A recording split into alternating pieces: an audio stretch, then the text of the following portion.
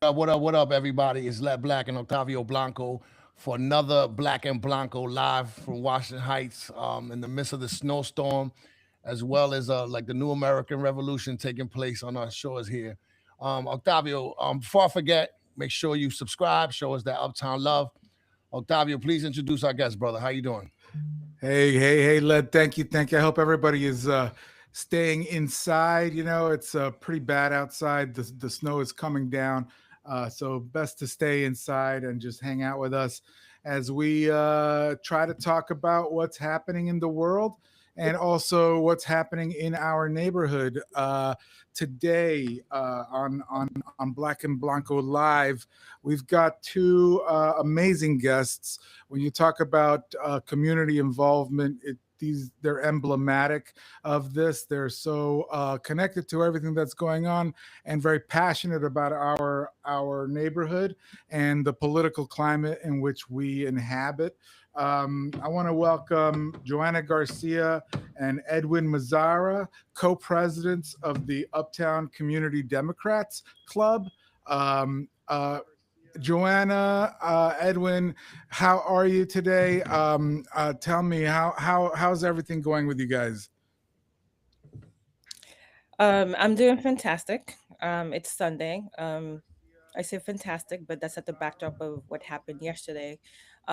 What's good is that I'm warm and enjoying the snow from inside. And Edwin, how about you? How's this week treated you? I know it's been a difficult week, but how are you feeling? I know. First of all, Divame, Octavio, what's up, Led? Thank you for What up, inviting brother? me. Your audience, also for being part. I mean, you guys are competing with heavyweights, like all political morning shows and church too. So that's That's a good hilarious. thing. Uh, I mean, like Joanna said, considering all the stuff that's going on, it's we're okay, we're alive, but deep down, it's a struggle. It's hard to enjoy our life. It might be privilege or not. When other people are going through so much across this nation, and even here in our home in New York City. Absolutely. Yeah, enjoying this weather. It's nice, and I thought we were gonna do this live outside with the backdrop of the snow, but then I understood his hair gets messed up when it's raining. Yeah. Yeah. No, well, we were gonna have a snowball fight. We were gonna have a snowball fight to get some of our aggression out. No, but I want to thank you both for being here. And the reason that we have you here is to talk about the Uptown Community Democrats Club, which is I think it's a fairly new club, political club uptown. And I wanted to hear more about the club and about its genesis.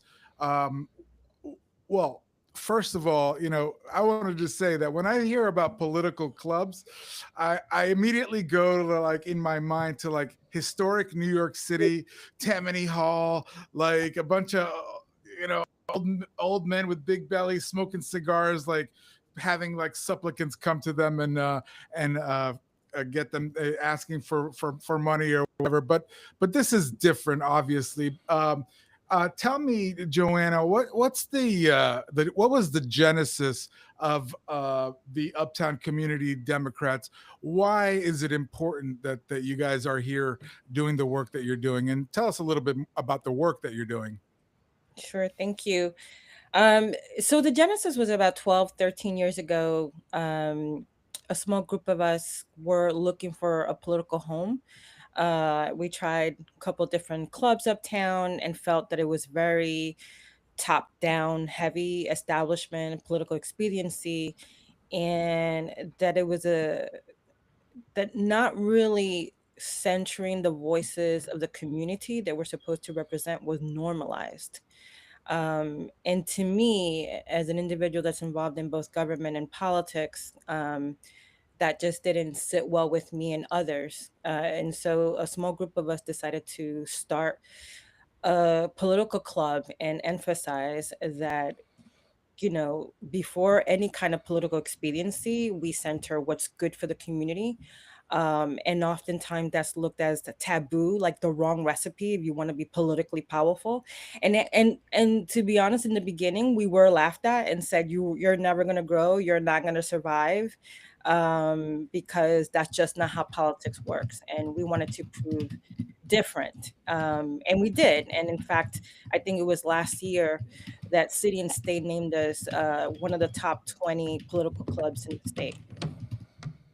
That is amazing. That you know, you guys have been able to grow and be successful in this competitive world.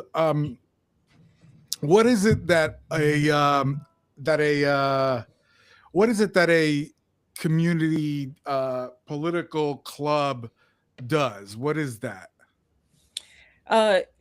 It connects. So let's start with, there's a reason why there are so many in our community who want to stay away from politics, who feel disaffected, who feel it doesn't represent them. So a community political club centers what's going on, whether it's housing insecurity, food insecurity, land use decisions that are impacted our neighborhoods, and also engaging voters on the ground, not around, hey, it's voting season, will you vote for this person, but more like, hey, your school needs help, your this community resource is lacking, how do we galvanize people around that? And then as we galvanize around those community issues, we start educating each other on the power levels in the political system that has an effect in that, and how we influence those political levers. One of the things that we've done is hold community forums. We're planning very soon to have a housing clinic. We draw people from different backgrounds into our club, and it's literally delivering for our community. And then when it's time to do the political stuff, because at the end of the day, we are a political club, we lead with our values. We don't elect or support someone because they're part of the establishment or is de facto. We say, does this person represent our values? And it's much easier to get people on the ground, in terms of collected signatures. It just translates because it matters. We've connected the community good and need with the political power. And Joanna, Yeah. I just want to say, I just want Go to say ahead. really quickly, yeah, it does matter, right? And I think it matters more than ever, as Trump and the whole regime is on the attack.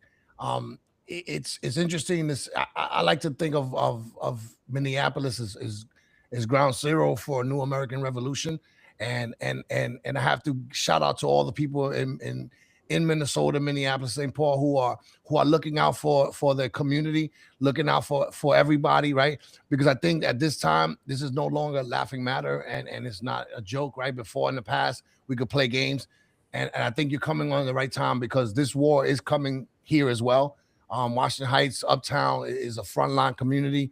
So I just want to, commend the both of you for doing this work, because I don't think it could be better time. And anything we can do to help amplify that, we're here for that as well. I mean, thanks, Led. I do want to add that it's not only the two of us. Like, there's a whole family, a very diverse community within UCD. Those are the acronyms for Uptown Community Democrats, because it's truly a community club, and it touches a lot to the what was the purpose of political clubs back in the old days. And back in the old days, I mean, before any of us was born, it was truly more of a community, a political arm for the community, as opposed to a political machine for an elected official or someone personal's, political aspirations and personal agenda. And that's how, in listening to Joanna and the genesis, because she's one of the co-founders, I came in later, around 2018 or 2019. You see it in how we operate. This is not a top to bottom, top down organization where the leader of the club or a leader is telling us how to vote, how to move. It's really community members from all walk of life. I'm Dominican, she's Cuban, so we're Caribbean, Afro-Caribbeans, but we also have Jewish, we have Greeks, we have Puerto Ricans, we have other Dominicans, Dominican Americans in this club. And it's a true collective of diversity.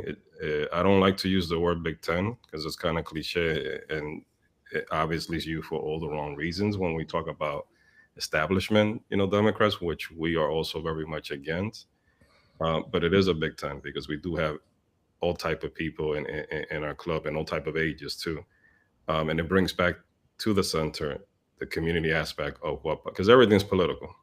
People run away, and younger kids think that by osmosis or default they were born apolitical. But I don't blame them. With all the stuff that happens, it's easy to get discouraged to participate. But since 2016, and it's, you will go a little bit back, but definitely from 2016 on, you are seeing again this resurgence of younger people joining in. We saw that during the Madani campaign and all the other stuff, who want to participate, and this is a home for them, Uptown Community Democrats. I was so impressed this past week, and it sort of shows just the strength that your group has gained when you guys had the congressional candidates forum, and you had all the Democratic candidates who were to speak to the community. It was a packed house.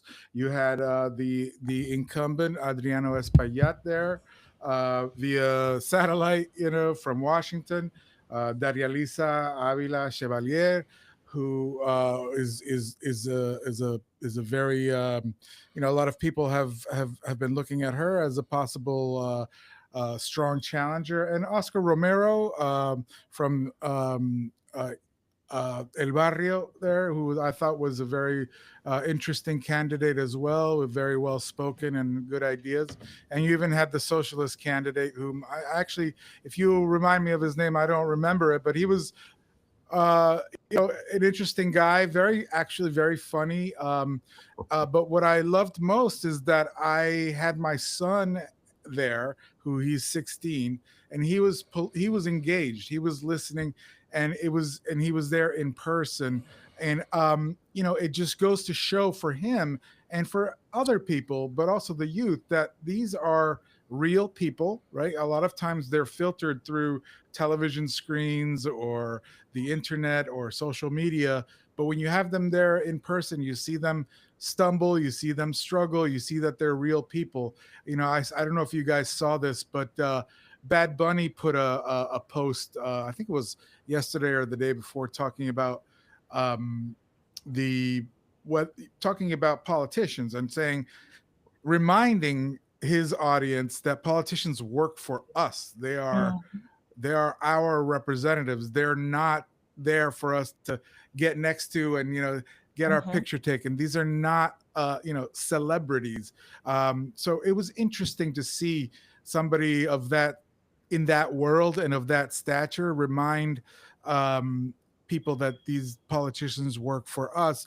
So uh, what I also like is that you are there year round, and you're looking into the nitty gritty of policy. You're making decisions as to what do we need and how do we pressure these politicians. So can you respond, react a little bit to how that works? How is it that the group makes its decisions? What are some of the issues that this particular club is looking to improve? And what did you think of the candidates, and what they were saying? If you were able to comment on that. Sure. Edu, do you want me to go first, or? No, you can go first. Okay. First of all, Octavio, let your son know he is welcome. We love young people and engaging them. We've had different events and opportunities for young people. We actually asked them to come up with ideas, whatever they're passionate about, and then we'll create a committee around supporting whatever that is in the community, just to get them engaged. So open invitation not only to your son but to all the young people in the Heights and in Inwood. Um, in regards to to issues. We've always been, so first of all, we were one of the founding members as a political club of Northern Manhattan's Not For Sale. So from the very beginning, we've been about protecting our community from displacement and land use decisions that will harm our neighbors. So we're very much about educating each other about housing policy, which is very complicated when you get into land use language. And that's how they get us. That's how they pull the wool over our eyes, because they make it so complex. And so we're constantly educating ourselves about what's going on, not only on the state level, but on a city level, with words, policies that don't even have the word housing in it, but it's going to impact what our neighbors, what our neighborhoods are going to look like. Certainly immigration, certainly education, and certainly also racism. We talk about the different, I like to say the colors of racism, because we can say racism is black and white, but it isn't. Racism is colorism, is social economics, it's class. How does that actually look like on the ground? And also, how are institutions holding up a system that continues to oppress us on the backbone of racism? So those are things that we're constantly educating ourselves around, and we're actually planning, we have a new plan this year that we're going to roll out to involve more of the community. We want tenant advocates to have a say, we want education advocates to have a say, um, just have different kind of affiliates have a say in the direction of our club. And in regards to the congressional forum, I think uh, it was very good to display not only the diversity of our club, but also the interest. The interest. You know, Washington Heights and Inwood up here, we get a bad rap for not caring about these issues, not caring about our representation. Our forums show differently. People care. People want to know what not only our incumbent, the incumbent is doing, or his platform is, but also people who are stepping up. It's hard to step up and actually challenge an incumbent, especially in Congress. And it's important for people to hear firsthand what that is. So I think it was a good forum. We want to continue building on that, in the sense that we want to educate people on what the process is. And it's the nitty gritty. It's things that people don't really care about. But for example, I want your audience to know that soon you're going to see people in the corner with green sheets.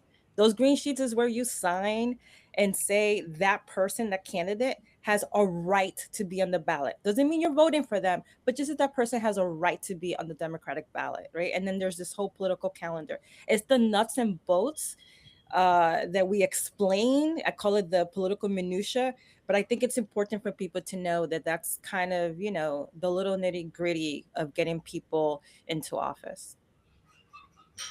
Yeah, and to add to that, Octavio, I think one of your questions was like, how do we do that? Like what? And Joanna mentioned, we're very intentional about how we participate.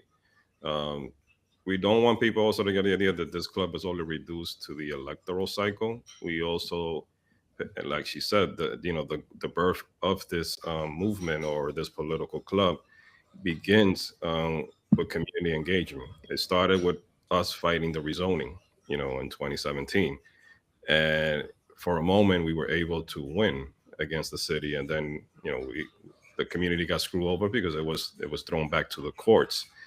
And now I mentioned that the course because it's very important to see the other aspects of what we do.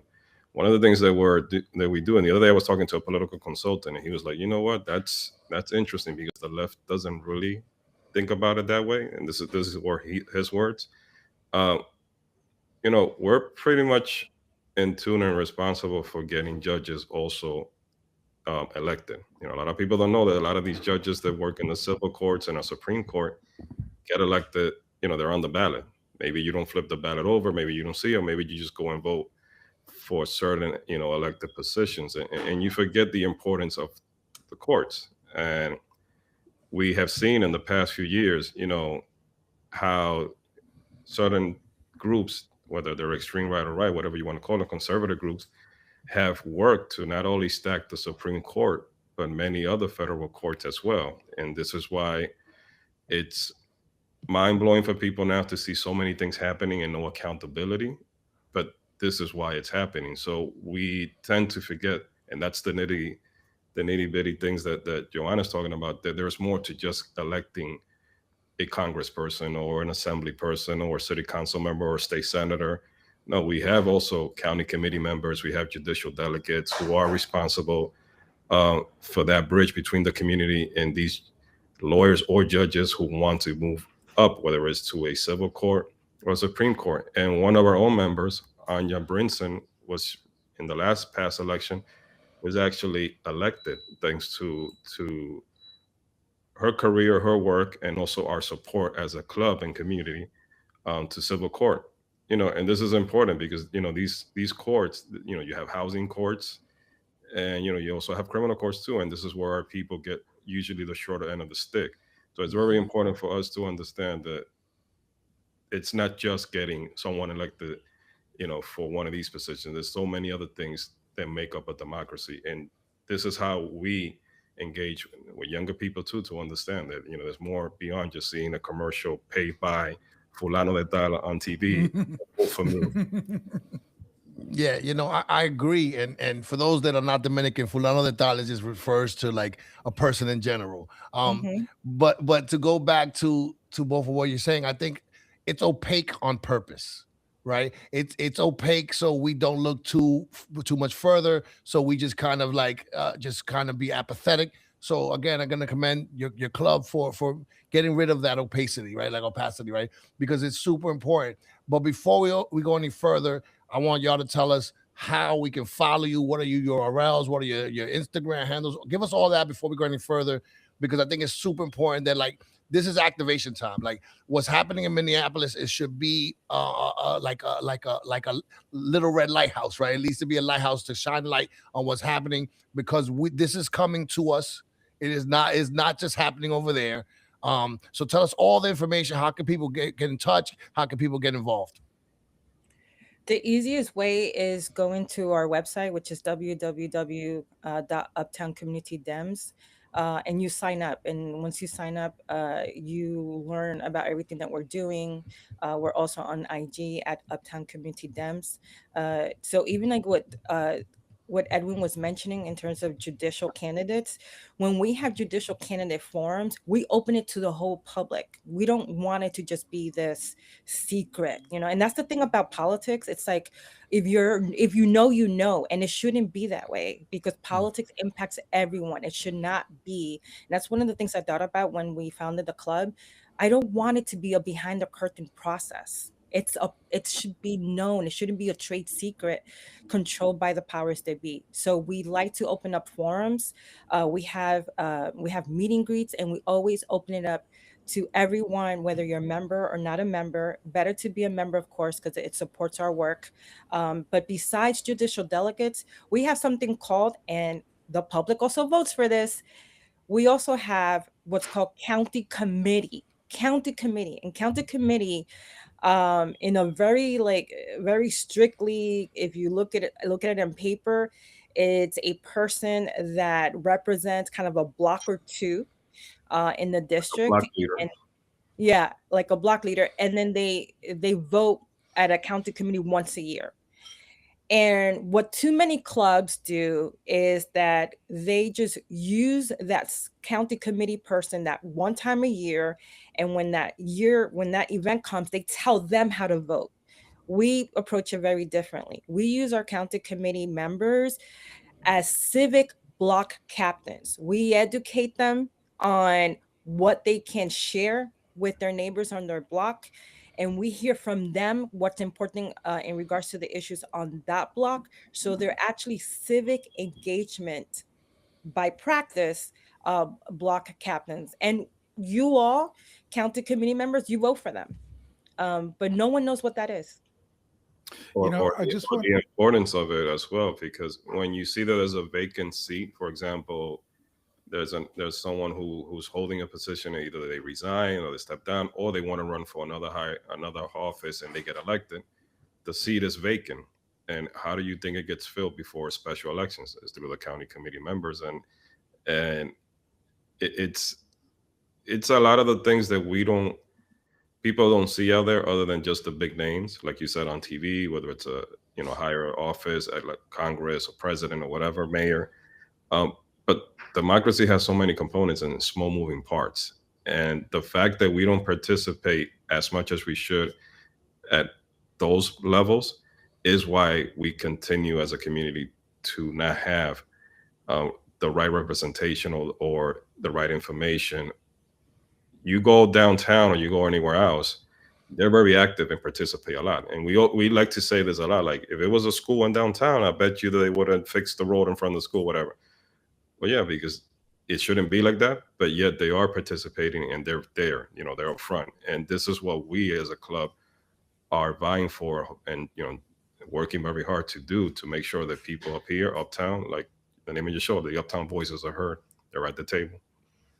That's so important. And I think it's so important because a lot of people, especially now where we're being deluged by information, whether it's on television, where it's social media, whether it's on shows like like this, whatever the case may be, a lot of people feel powerless to do something. They don't know how to get involved. They don't know what's happening, and they feel like it's just happening to them without their input, and it is happening to them without their input because they're not getting involved. I appreciate that this group of yours exists, because I think that it gives everybody who wants to have a say, like a place to go where they can have others who are working with the same frame of mind, or maybe differently, but somewhere where you can discuss ideas and unite into deciding what it is that you want for your community, and how it is that you pressure the electeds to do what we need, because we need to remember that they work for us, but a lot of times the special interests, they get in there because the community is unable to coalesce around issues, and we lose out. So super important. I also, this one of the things, one of the drums that I continue to beat is that we need to get involved as a community, locally, in local politics. And I also, national politics, and we can talk about the presidential election. Congress is important, but like you said, state assembly, city council, community board, county council, all these things are super important, but Yep. it's like a complex puzzle. And if you go to your club, then you can become a part and become better educated and have a better understanding of what's needed. Agree. And like Led said, what's going on in Minnesota, and other parts of the country, it's unfortunately a matter of time before it's at our front door. And if you already have an infrastructure where you have a community that's civically engaged and that could connect with each other and say, okay, this is the plan, then I think it just makes it that much easier for us to push back as a people. Indeed. And before we let you guys go, I always like to say that you're either at the table or you're on the menu. Hmm. So I want to thank you for helping bring more people to the table, because I'm tired of being on the menu. And you guys want to leave us with any last words?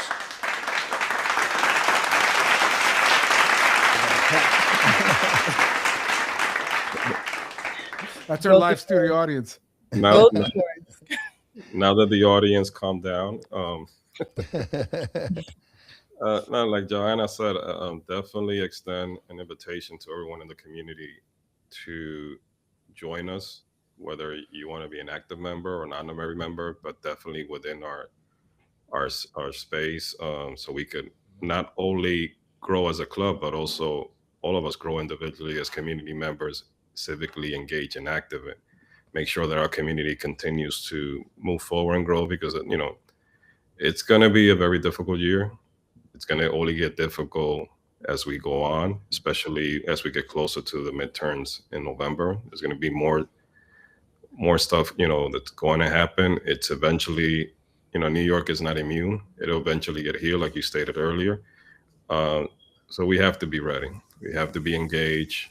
We have to be informed.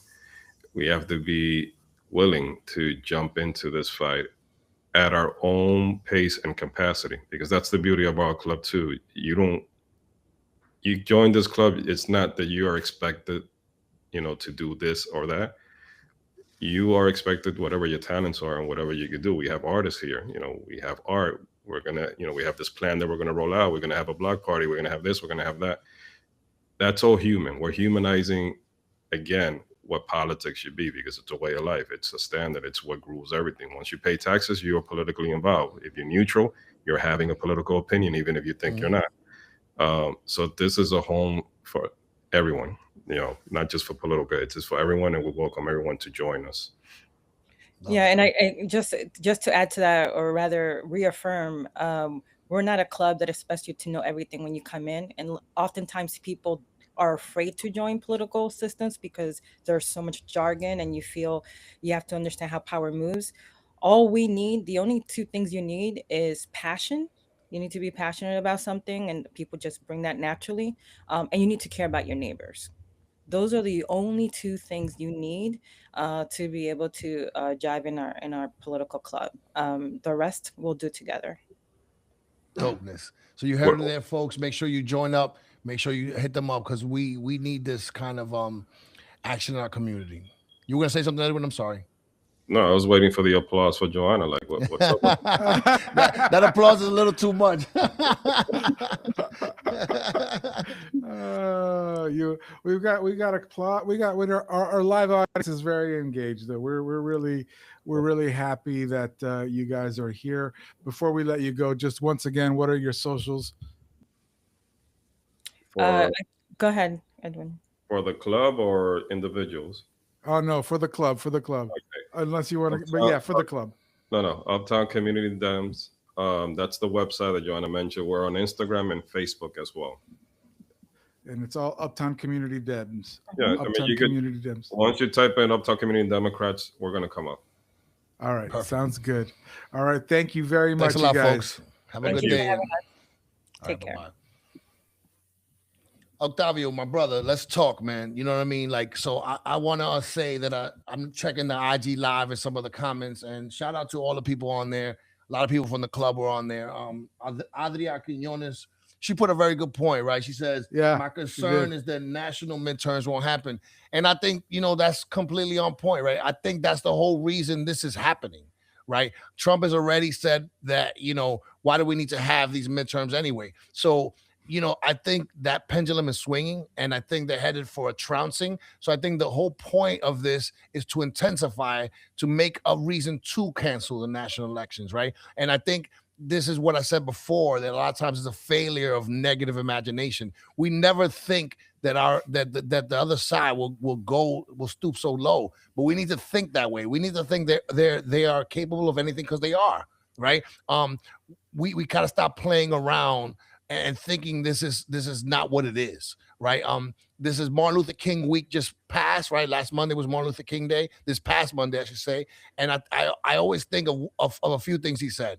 One of the things he said at the end of his life, he said, I think we've integrated into a burning house. And I think that's apt, because this feels like a burning house, right? But also he says, we will either live together as brothers or perish together as fools. And again, it seems to be what happened, right? Because what you have now in Minneapolis is 2 white people have been killed, right? And I say that not to be facetious, but what I mean by that is, if you're willing to kill white people, then none of us is safe. No one is safe. These were citizens.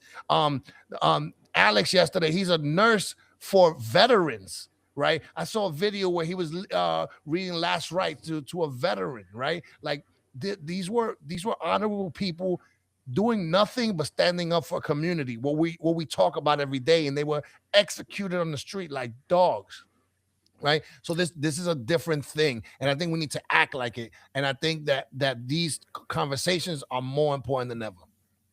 Yeah, what's funny, well, not funny, but interesting is that, and I tell you this all the time, Led, maybe a year ago, I would have been like, Led, midterms are gonna happen for sure. Come on, don't be like that. Like seriously, you're being crazy, lad.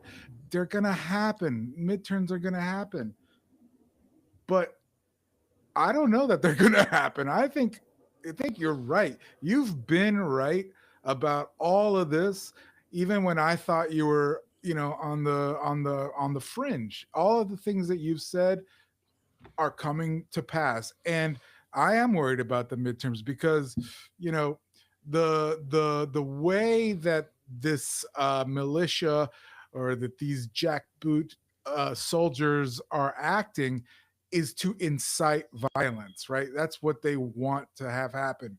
And once the community resorts to violence, once something like that happens, then that gives the power to the administration to say, "Oh well, it's out of control now.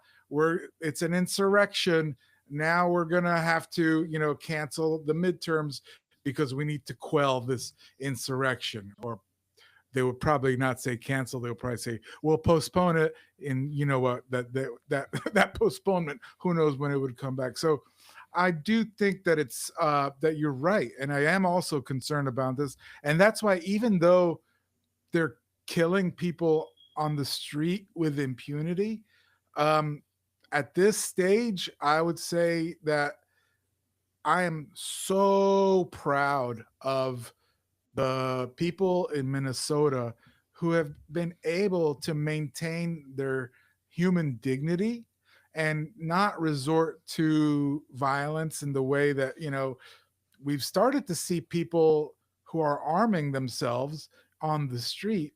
This, Alex had a carry permit, a concealed carry permit, and he had a weapon. It's scary, Yeah. that's happening. And that's exactly what the administration wants. The administration wants to push the people to the edge, wants to push for violence so that they can feel free to do whatever fascistic policies they have in mind. So I think you're absolutely right. That's why these clubs, like the one that we were just, like Uptown Democrats, or any clubs like Uptown Indivisible, and whatever the case may be, it's important to join these, because if you're in these groups, then you feel not so out of control.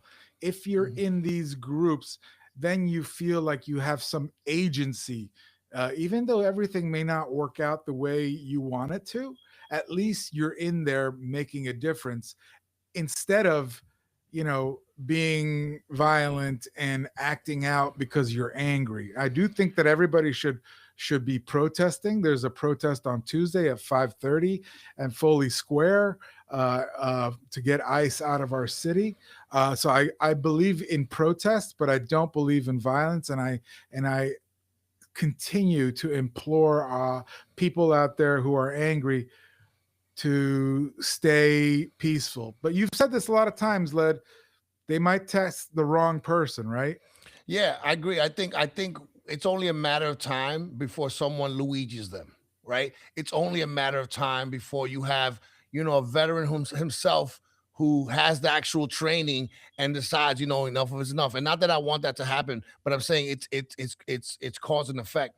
But I also want to go beyond, like, protesting is not enough. It's good. It's part of the game plan, but we're gonna need people engaged.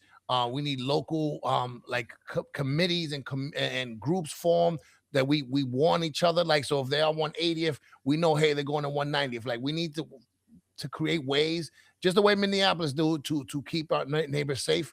And I think that also we need to hit them where it hurts, in their wallets. Right. We need to pull our resources and our attention from some of these things that are involved with the harm being done. And if I could go back to what happened yesterday, right? First of all, he had a legal a gun. It was a legal gun. And if you look at the video, because I've seen now a lot of videos that I didn't see, when it first happened, there was an ICE agent who pulls the gun So he didn't have the gun on him. He had the gun legally and behind his back. You saw the ICE agent take the gun out, and then what you see, either on purpose or by mistake, he lets the gun go off. And then the rest of the agents responded with fire. And they put 11 bullets in that man, right? So you can just show you these are not trained people. These are just sadistic murderers. And this is what we have in our streets. So what I'm saying is that like everything we're seeing now is a lie, and every step we take leads to worse, right? That's why I was saying this is ground zero. Minneapolis and St. Paul, ground zero for New American Revolution, because there's an awakening happening, right? I think the fact that I think it was a strategic mistake for the Trump regime to go into Minneapolis the way they did, to go in so heavy-handed, and these casualties are backfiring on them because the people are starting to wake up. And I'll give you an example. Bonvino, the head of BCP, whatever, him and Kristi Noem basically read the same script.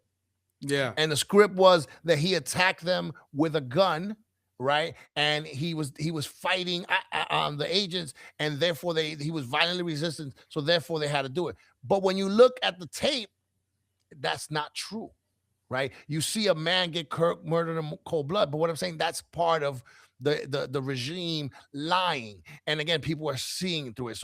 So we have crossed the Rubicon. It has begun. We didn't ask for this fight, but this fight has begun. And now the only way forward for us is solidarity, right? To know that we are all together, right? Going back to Martin Luther King says, we will either live together as brothers or perish together as fools. Now, what are we going to be, right? And that's the thing that I think America has lacked for a long time, is brotherhood and sisterhood, right? Like in Dominican Republic, right? You could, not that there isn't colorism, not that there isn't inequality, right? But there's a sense that my fellow Dominican is my brother or my sister, right? That doesn't exist in this country. And the only way we can exist as a country is with that. So I think this is leading to that. I hope that this changes, and I also hope fucking Trump dies. I hope he dies as soon as possible, because I think when that motherfucker croaks, I think that the MAGA movement is over, because it's a personality cult. JD Vance don't have the riz. The rest of those chumps are just chumps, and I think that if he dies before he gets to pardon them, hopefully we see them all being brought to justice and held accountable. So that's my hope. I hope that big ass fucking thing he has on his hand just explodes. And I fucking hate that motherfucker. And I reiterate, I am throwing the only party when that motherfucker dies. Look, I think I'm getting ahead of myself, but I do feel like you said that we've crossed the Rubicon, but I also feel that we've crossed the Rubicon because number one, we're seeing even Republicans start to question whether or not this is the right thing to do, because this is not, a lot of people didn't imagine that this was going to be something that they would see. So politically, I feel that we're seeing Donald Trump and the MAGA movement start to die as well. Politically, I do think that he's dying, and I know that you have strong feelings against the establishment Democrats, but even Chuck Schumer is out there saying that he wrote a sharply worded letter.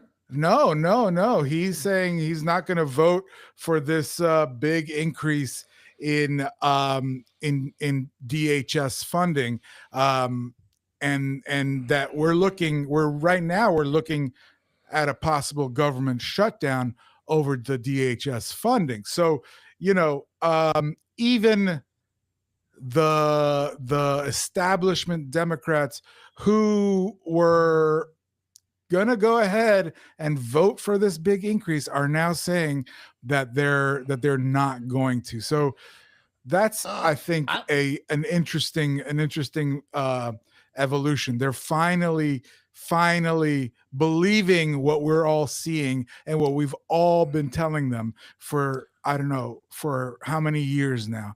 My brother, I am not convinced of that whatsoever.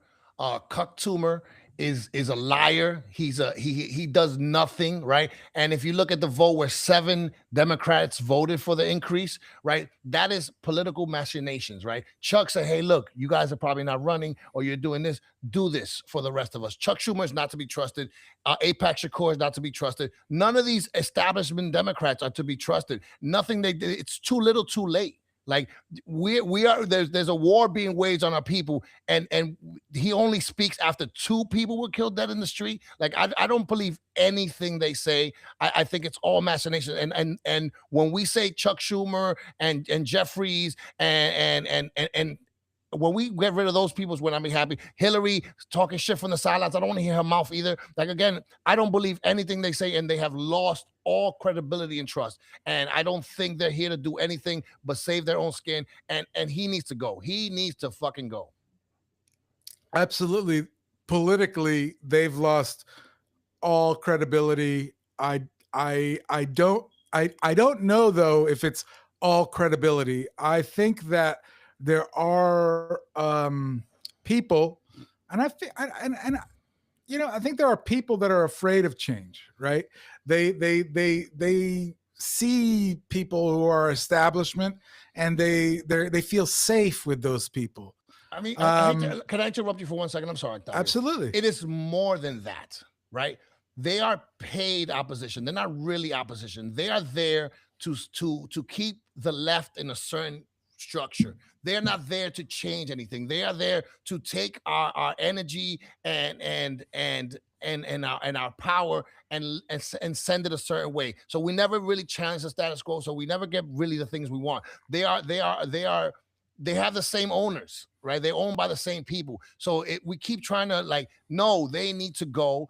If you're only speaking up now, what I saw a picture of, it was a video of Chuck Schumer fucking yucking it up with Narco Rubio. They were yucking it up and like giving each other hugs. That's not the kind of energy we need. We don't need that energy. We need, hey, look, these people, when we get in power, they're going to go to jail. They're going to go under the jail. We're going to prosecute. That's the only energy we need. And again, we keep playing these games. Like, well, no, Chuck Schumer, all those people need to go. They need to go. We are done with them. This is their fault too. Like, that's the thing we don't realize. This is their fault too. Barack too. Barack doesn't get saved here. Barack was put a lot of money to ICE. Holman was a Barack Obama appointee. Right. So what I'm saying is that these games that they keep playing with us, we need to not fall for it. We need to get rid of them. We need new leadership, or this country will die.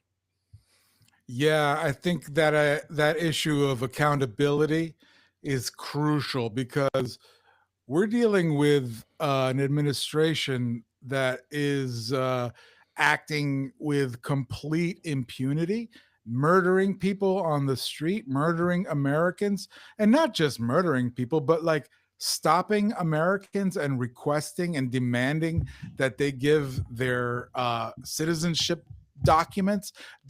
You're not supposed to have to be walking around with proof of citizenship in the United States. And you're not supposed to be getting pulled over and questioned just because of the way that you look. Now, I know that that's what happens, and that's what historically has been happening. But, this is the loss of due process that we are experiencing in America. And whomever wants to be the next congressman, the next city council person, the next president of the United States, the next state assembly member, accountability in any way, shape, or form is gonna be tantamount. If you're not talking about making sure that these horrible, horrible criminals are put in jail or worse, then you're going nowhere. Let's talk a little bit about AIPAC. That was at the Uptown Democrats conference, Uptown Democrats Congressional Forum. That was one of the questions, and the incumbent Espaillat, he was dancing. He was doing the rope-a-dope. The rest of the candidates were strongly and forcefully saying, no, they would not accept and will not accept APAC money. Um, you know, how important do you think it is in terms of when they're for a candidate to be clear about where their funding comes from, in particular APAC money? Listen, I think it's super important, but I also think it's super important that like that we take we this we need a fundamental revolution in this country. And I don't mean bloody revolution. I mean we need to get money out of politics, right? This is not brain surgery, right? If we get the money out of politics and we make the people the primary mover instead of the corporate donors and the special interests, then we could change this overnight, right? APAC, yes, like you need to come out against APAC, of course, but APAC shouldn't even be allowed to have that much influence, right? APAC primary Jamal Bowman, they did it, Cory Bush, right? They said it, right? It wasn't even a secret. They gave some guy $20 million to run against Jamal Bowman, right? So Jamal Bowman, who's duly elected by his people, lost to money. So did Cory Bush. I love Cory Bush, one of the few real ones we had in Congress, right? And because she said, hey, there's a problem here, they got rid of her. So that's part of the problem. APAC shouldn't have the influence it has, but the APAC has bought both sides, right? So that needs to change too. And again, we really need to, we again, I think it's also turned to a degree, our fault because we weren't that involved, but that's over with, right? Like we have a regime in power. We have a tyrant in power. This fucking guy, he talked about now a possible fourth term.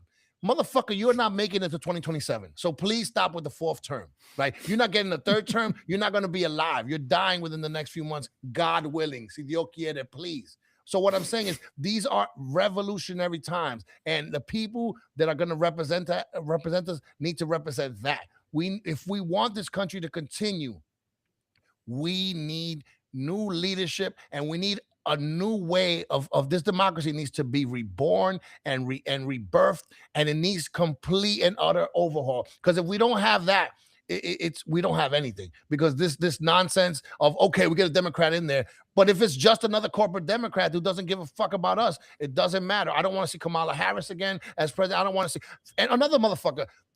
This guy, what's his name? Newsom. Newsom is such a fraud. He is such a fraud, right? He was in Davos this week, right? And he did this whole thing where the European leaders have no spine. They need to stand up and be. Well, when Ben Shapiro was on the show, you didn't have a spine. Ben Shapiro ate your lunch, and that's a little dweeb little bitch too. And he said Newsom couldn't say it was a genocide. If you can't call it a genocide at this point, what are you doing? So again, but Gavin Newsom thinks he's going to run. Fuck out of here. Rahm Emanuel, he thinks he could be president. Fuck out of here, right? That's what it needs. The new motto for these motherfuckers is fuck out of here. You know what I mean? We don't need any of them. Oh, damn. Lad, shit, man. Like, I think you're right. And I also think that Annette Fernandez on the chat says apathy killed us. And apathy absolutely killed us. Apathy, we were just like flowing. We just didn't care. We weren't part of the discussion. So yes, to your point, change is needed. And that change should also be backed by us making sure that our electeds know that we are not apathetic anymore. We are in there, and we are going to be watching their asses. We're not going to just elect you to get in there and then you get to go play with your friends and do whatever the hell you want and pray for your $1 billion payout when you're done. No, we're going to be watching what you do, and if you don't do what we say, there's going to be consequences from the people. So apathy is not a thing anymore for us. We have to be involved. Some people say, like, oh, well, these political groups, these political clubs, they're just recruiting people, yada, yada, yada. But the truth of the matter is people on their own working just like one person without solidarity, without having others in their camp, it's really, really hard to do stuff. So, if you need to get involved, you need to attend meetings. You need to, they're all on YouTube. They're live. You can watch them. You can participate on Zoom for a lot of them. You all need to get involved from the very basic level of your community board all the way up to your congressional and your senatorial and your presidential election. Getting involved in whatever way possible, whether it's a club or you do it on your own, it doesn't matter. Get involved. Otherwise, this doesn't work, and we are paying the consequences of it right now. Yeah, I agree. I think we have to get involved. But again, I go back to my point is that we need a new framework, right? We need campaign reform. We need these people not to be able to make money in the stock market while they're Congress people or while they're in Congress. That's crazy, right? Like, you go in Congress, you have a small fortune, and when you get out of Congress, you have a bigger fortune, and you go work for the lobbying firm and make more of a fortune, right? It's a revolving door on both sides. And I like to say, like, again, the one good thing about Trump, and I fucking hate Trump, right, is that in certain ways he has lifted the veil. Right, for too long, this was like a little club between Democrats and Republicans, and they play little games and they would talk shit on TV, but then they would yuck it up together, right? And then Trump came along and says, "Y'all weak. I'm taking over this whole thing." And the Republicans acquiesced, but so did the Democrats. They don't have the fight in them. And again, listen, I was one of those people that believed in Barack, right? I was a reluctant patriot, right? I was weaned. I grew up listening to Malcolm. Right. I believe that America was irredeemable. Right. And then here comes along a black man named Barack Hussein Obama who says, no, I could be president. And I believe for the first time in my life. Right. But then I see all this. But then at the end of the whole thing, you have Michelle yucking it up with George Bush with W, like giving him mints and candies. Like, well, I thought he was a war criminal. Right. And so what I'm saying is we need unity. We need to be involved, but we also need a fundamental restructuring of this whole caboose, because what Trump has done is just accelerate the decline, but the decline was already happening. Like, again, I keep going back to it, and I know you got offended last time, but fuck Biden, fuck Barack, fuck Kamala, fuck Hillary. We need no more of those people dictating to us. We need to clean house, because it's already the Chinese century. It's gone. Canada made a historic deal that Carney referred to as he referred to as a rupture, right? A rupture. So China is now in Canada, and America just gets further and further for the fray. It has tons of money, it has tons of weapons, but it has lost something tremendous. And again, either we get it back in terms of people power, or we lose the whole thing, right? And that's where we're at. We don't need no more letter writing. We don't want no more none of this. And again, these are the people that led us into the wilderness. How can we expect them to lead us back, right? And that's what we have to really, really stop. Like again, we need to stop playing teams. Democrats are not going to save us if those Democrats are not us, if they're not us, if it's just going to be Chuck Schumer and AIPAC Shakur and all these people that are just horrible, right? Like, now you see how bad they are. If we don't have a fundamental change in this country will die. Yeah, look, yes, I don't disagree. I don't want to see those centrist Democrats, because one of the things that I found myself realizing as I engage with you, Led, is that, and I don't know how it is that my eyes were so closed. I don't know how it is, but the Democrats that we have in power, that we've had in power, are actually like Republican light, right? There's like no true, besides Bernie, who got jerked big time, and should have gotten the presidential candidacy. The Democrats apparently are Republican light. There's no real Democrats in there, and so I've had the wool covering my eyes. I think a lot of us get into that debate, into that like, oh, Democrats versus Republicans, and what are they doing? And we don't see like the bigger picture where it's like, yeah, but are these people actually there to represent us? And what I've been, and I agree with Octavio, you, I think that, Octavio, I'm sorry. Let me interrupt you really quickly because this live is going to end on IG. To all the people checking us out on IG, hit up, click the link in bio, go to the Uptown Voices page on YouTube, and we're going to continue the conversation there because there's an hour limit on IG. So just continue. I'm sorry, my brother. oh, no, that's all right. All I'm saying is that I've had the wool covering my eyes. I've seen that. Now I have my eyes open to the fact that the people are not being adequately represented, and that's why it's so important that we encourage everybody out there to be involved so that we can finally get representation for the people. Yeah, I agree, man. Like I think that this is no longer a time for fun and games, right? We really do need fighters in there. I think Mamdani proved it, right? Like Mamdani has been so on message, so he don't backtrack, right? He says Netanyahu comes here, we're going to arrest him, right? Like that's the kind of clarity we need from our leaders going forward, right? If you're not, if you wish you, if like you said, Espaillat was tap dancing, we don't need tap dancers. You know what I'm saying? I know he's Dominican, he could dance, but we don't need that kind of dancing right now. You know what I'm saying? Like we really need solid leaders that are going to stand up for us. And until we get that, we're not going anywhere. You know what I mean? And community is of utmost important, and we really need a complete overhaul. Yeah, led.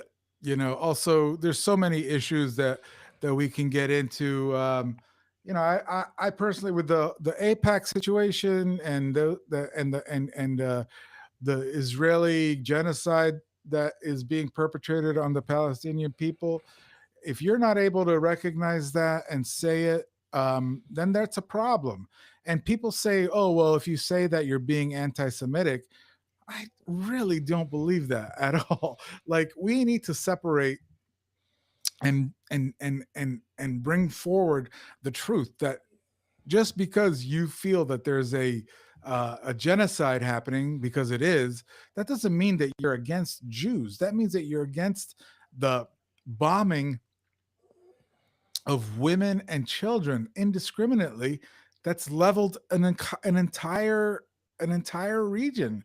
It's like it's uninhabitable. So we're seeing these atrocities happening in our day and age. We're seeing the growth of fascism in our day and age, and it requires solidarity. Somebody on the chat said solidarity is the kryptonite to fascism. So Yep. we need to make sure that we're together in this.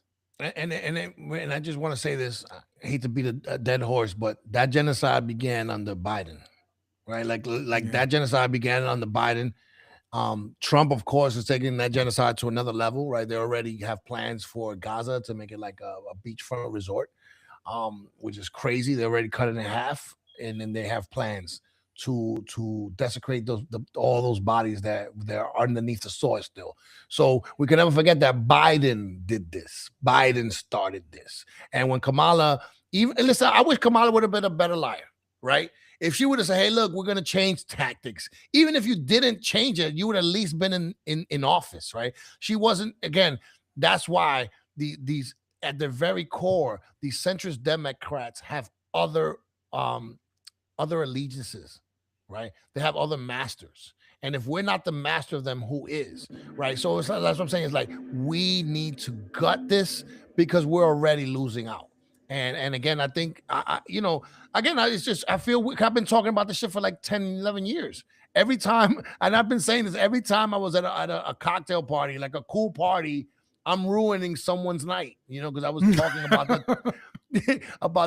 what's going to happen. But it's like, I've been right all this whole time, right? Because I saw this happening, and now we're at the point of no return. Like this is, I think I remember reading a term that they used during the first administration to describe the Trump administration as malevolent incompetence, right? So they have plenty malevolent, but they're also plenty incompetent, right? Yeah. Competent, right? And when you see the way Alex, who's a martyr for the cause now, right? When you see him shut down in the street like that, you see how incompetent they were, how grossly just violating everything, right? You realize that could be our saving grace. That these people are all they have is hate, but they don't have the mythology to implement that. But we do. I think we need to really coalesce around one another. Black, white, brown, and like indigenous people are being like asked for their passports, right? Like this is where we're at with it. This is nonsensical, right? But again, this is because the system that was here has atrophied to the point where it's just a money grab, and Trump is the ultimate grifter and doing his ultimate grift. But again, if we don't do these things, if we don't come forward, if we don't just, it's not just about getting rid of Trump, right? Too long the Democrats, hey, we're not Trump. That's not enough. What are you providing? Again, I go back to Mamdani. I'm going to do this, this, and this.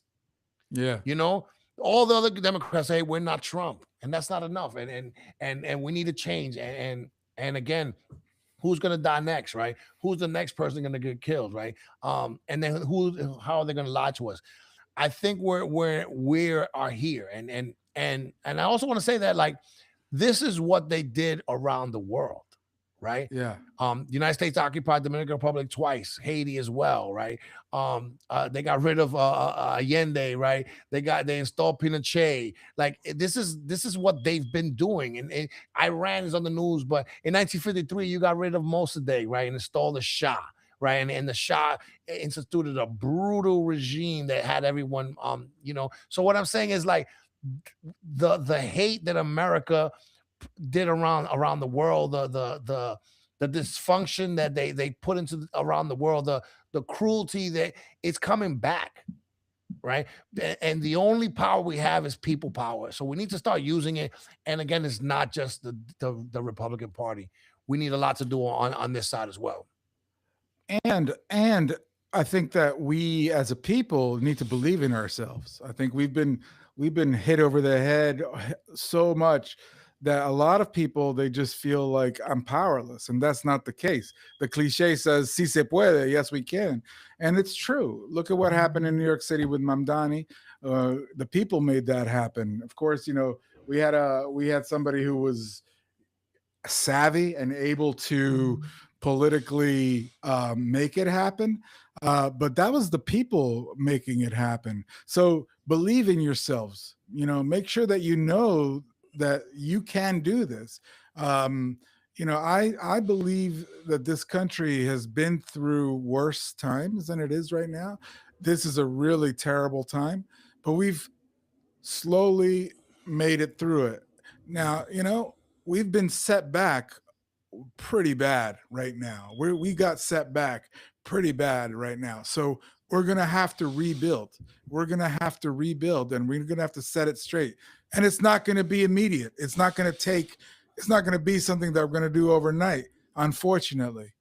But we all have to believe in ourselves, believe in our neighbors, believe that if we keep doing what we're doing and we keep fighting the good fight and be involved, that we can make a difference. It may not happen immediately. And I know Americans, they want their stuff fast. You want your delivery here like 5 minutes ago, but you want your Amazon to arrive quickly. But this might take some time, and we need to get used to that. We need to get used to that and get involved and make sure that we're fighting for that change. And I agree. The only little bit of pushback that I want to give is the notion that yes, of course, there's been worse times in this country. You had a civil war, there's been world wars, but I think this particular moment is unique in the sense that the kind of technology that can be brought to bear, right? I told you this before, my car was stolen last year, right? And then when I reported it to the police, I gave them my story, and then they were able to check the story via all the cameras across the city. So they say, yeah, I saw you coming off the bridge 4. Oh yeah, I saw it at midnight where you told me you parked your car. Oh, I saw your car be going to the Bronx at 2 a.m. Right. And that was like, wow. So they have all this power to see everything that's happening. ICE is tapped into that. And I say all that to say is that the kind of technology they have now, they never had.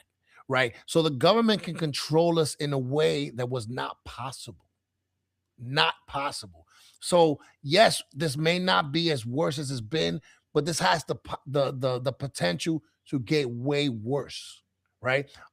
Trump is uniquely incompetent, uniquely megalomaniac. He's a megalomaniac of a different sort, right? So what I'm saying is we have never been here, right? So yeah, sometimes might have been worse, but I think this has the potential to be much worse.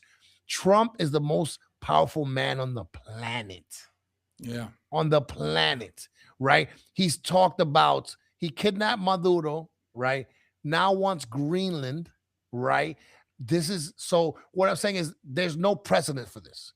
So the thinking that, yeah, we've been through worse, we have, but it's a different country. They didn't have these kind of tools at their disposal, right? And again, that's what I feel like. We need to look at the world thoroughly what it is. And I always keep talking about these myths that we believe in. We need to start, and then you had a good idea. I should write down the myths. But we believe in American exceptionalism, that it can't happen here. It won't happen here. Just wait till the next 3 years. Oh, and we're going to get them in the midterms. All those things are part of the old world. We are in a new world, and this new world is a different one, right? The amount of power, they didn't have nuclear weapons in the Civil War, right? We're different. Like, this is a different thing. And I also think if we had dealt with the South truly in the Civil War, we might not be here now, right? And going back to the Civil War analogy, right? After the Civil War, you had Reconstruction, where for a period there was actually laws in place to make black participation in this country's democracy a thing. So during that time, you had a real flourishing of black people. Black people became governors and Congress people and all that. And then what you had right after that, the end of Reconstruction, right? You had the Nadir. You had all those rights were just taken away slowly, and then you instituted Jim Crow, and a new slave current, in a sense, spread over the South. So they weren't slaves technically, but they were still slaves. They were sharecroppers. They had no rules. Yeah. No. So what I'm saying, this is what we're going through now. This is the end of a second Reconstruction. Since the Voting Rights Act, we've been slowly getting some rights and some benefits, but right now, you see this turn. The Trump is taking the decades and just ripping it back. So again, sometimes I think it's a nice notion to think we've been here. It's been bad before. No, it has been bad before, but this is a new era, and the amount of power that he can bring to bear, right? The most powerful man on the planet is Trump. That has never happened before. We have never been in the history of humanity. In the history of humanity, there has never been one person to have so much power. Never. And this guy's so deranged. And deranged, demented, sick, right? Like he's a literal madman, right? And this literal madman has how many followers? 50 million, right? How many? We got all those votes. He might have lost some of those votes, but there's still a diehard MAGA that supports him. That's organized, agitated, and they buy all the bullshit. White nationalist. Right. So I'm saying, yes, we have had hard times in this country, but we've never lived through a moment like this, where the world is one world in a sense, right? Mm-hmm. The president in 1865 was not as powerful as the president is today. We have led this to a point where this guy is like a demigod in terms of the amount of power he has. So I'm just saying that to say that, like, this is a new thing, and old analogies and old thinking is not going to get us out of it. Yeah. Unfortunately. And when when he's done, and God willing, people who are there to represent us are in or beginning to be there, we can start to create the country that we want in the image that we want. I want to bring it back to the local, to something local, because this is a report that I saw this morning that I think it's where us as people, as local people, might be able to like have a say. But did you hear that Hudson River Park Trust has a contract with ICE for them to be able to park their vehicles there? Hudson, wait a minute, Hudson River Trust. What is Hudson River Trust? Hudson River Park Trust. They're like the people who it's a nonprofit that manages the parks. Now it's not city parks. It's the nonprofit arm where they supplement. It's like the Fort Tryon Park Trust. You know how that's like different than parks. So Hudson River has the same thing. Hudson River has a Hudson River Park Trust, which is a nonprofit that supplements. And usually they do great things because they give funds to fix things. They give funds to clean up. But the trust has apparently reports are out there that they have a contract with ICE and is letting ICE park their vehicles in their garage. So we need to change that. I want all that information, because we need to make that not a thing anymore. Yeah, we need to make sure that people know about that. I'm going to send you the info, because that's right on our doorstep. We can't let that happen. We just can't let that happen. We need to do everything in our power. Okay, ICE, you want to park in the city? Find your own damn parking. You can't come to like Hudson River Park Trust. If you're somebody who donates money to the Hudson River Park Trust and you feel strongly about how ICE needs to be out of our communities, you need to withhold your donations to the Hudson River Park Trust until they end the contract with ICE for parking. So we need to put them on blast. We need to put them on blast. This is bullshit. This is total bullshit. So I'll send you that report, and we can get that out onto the Uptown Collective social media channels and let everybody know that this is something that's happening, and we can't have that. We just can't have that. That's one small thing, right? But it's real. It's real. No, and we can do something about that. So that's where I think that like the conversation that we've been having is so important, because we need to find our ways in, because you never know where that's going to lead to. You never know what this little thing could happen. Could do. I agree. So yeah, we'll put them on blast. I'll send you that info, and so keep an eye out on Uptown Collective for this, or just look it up. Just Google it. You'll see it. Yeah, and then since we're going back to local, this is actually a good thing. The Uptown Art Show poster contest is in effect until they're accepting submissions until March 15th of this year. That Uptown Art Show, for those that don't know, is it's a yearly month-long celebration of the arts uptown, spearheaded by the Northern Manhattan Arts Alliance. And for full disclosure, I do the social media, but I think NOMA is super important. I'm very proud to be part of that team. So go to nomanyc.org and hit them up, because this is an important this is an important institution, and the Uptown Art Show is super important. And the person, it's a grand prize of $2,000, second prize $100, and third prize is $500. But besides the cash, which is always nice, your image gets to be like the emblem for this important cultural manifestation of town. So hit up nomanyc.org and submit. You got until the 15th.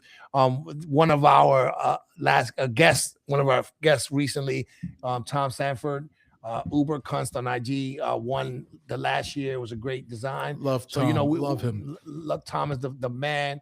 So and I told him he should submit again. He might be the first person to win 2 years in a row. You know what I mean? But just want to all the artists in the community, they accept all types. It could be a photo collage, visual art, whatever you want. I think you submit. It's important.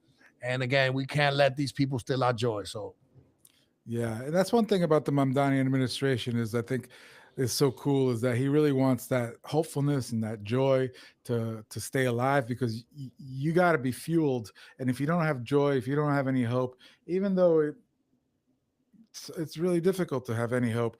If you don't have any joy, you don't have any hope, then it's really hard to get it activated and get out there, because you feel defeated already. We cannot feel defeated. We cannot do that. So find your joy, find those things that you got to do. If you're an artist and you create art, keep creating your art, keep creating your comedy, keep creating your music, keep doing it, because we need it. We need it to stay positive. We need it to stay alive. So it's more important now than ever, because we cannot feel defeated. And the way we don't feel defeated is when we connect with others. And one of the ways that we can connect with others is through music, is through art, is through theater, is through poetry, is through comedy, so just all those people who are creators out there, keep creating the joy. Also wanted to say that on the 27th is the Community Board 12 general meeting. Now they meet in the Columbia Presbyterian Library, which is on Fort Washington and 168th Street. When you get there, it'll be easy. You'll see where to go. I encourage everybody to go to the Community Board general meeting. You'll learn what's happening. You'll see who's doing the work. Those are all volunteers. Those are all volunteers. So they're on our side. They're our voice. And we need to be there to support them and tell them what's important. So be there if you can. It's on the 27th. I believe it starts at 6 at the Columbia Presbyterian Library on Fort Washington and 168th Street. So Led, what do you say? What do you say? So I want to say two things before we get out of here, right? First, Tuesday, we got a new episode dropping with my sister, a pillar in this community, Veronica Liu of Word Up Books. It's a great conversation that's dropping Tuesday. Make sure you check us out. I want to leave soon because my wife is making mangú y los tres golpes. You know what I mean? So I'm gonna have some mangú, some salchichón, some fried cheese and egg. I always thought that sounds like a great band, like mangú y los tres golpes here presenting. You know what I mean? Like, yeah. But you know what I mean? Like, no. But again, this podcast has been, again, I got to tell you, thank you for pushing me to do this. You're doing your thing. Agreeing, man. Yeah. No, this has been a great ride, and every day I realize how important this is, and tell everyone, let everyone please subscribe, send us some love. Tell your people about this. Tell them to subscribe. Keep checking us out. So we drop every Tuesday, and we're doing lives, I think, almost every Sunday now. The plan is to go as many Sundays as possible. Right, exactly. So, Uptown Voices, Black and Blanco, just show us love, because, again, we're here, right? So when we get picked up, and we're going to do this from Guantanamo, I like to joke, you know what I mean? So that's right. We'll be shouting it from out the window. All right. All right. Here, how about this? Spread love. How about this? A little clapping.